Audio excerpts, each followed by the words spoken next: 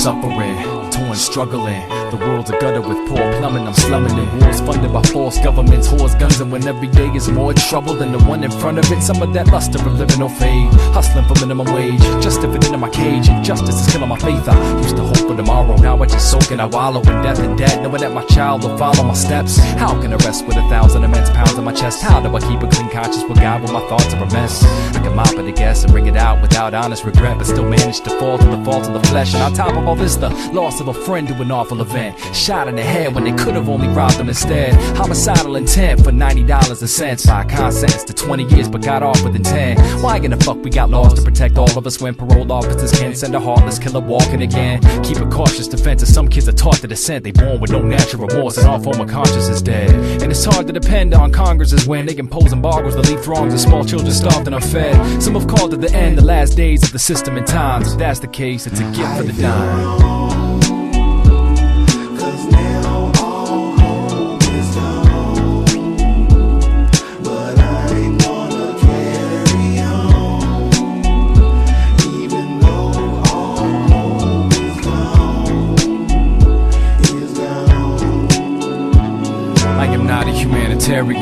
I'm just a selfish fuck like you, looking for ways out of this grave we're buried in.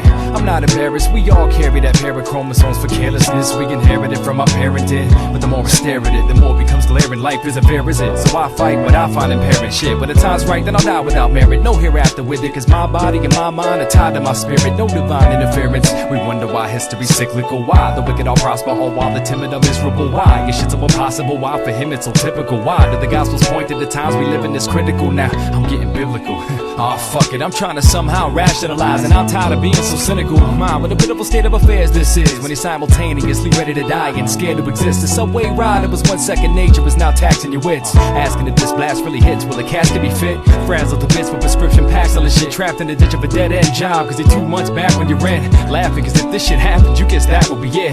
Eyeing every passenger standing, cause that could be him. You sit back and pretend you're relaxed and content, knowing that if you go today, you wouldn't happily win. But when nothing happens, you win, and the impact makes you glad you exist. Sadness persists and you miss your family, friends. As you re-examine your presence, the apathy lifts, knowing that in the face of death you find passion to live. There's an equal amount of life within the last gasp and the first breath, and no matter how hard it gets, no one truly prefers death. And if the hurt ends, you're sure blessed. Remember the determination of your first step. Remember the determination of your first step. Remember the determination of your first step. And keep walk, yeah, yeah. Keep walk.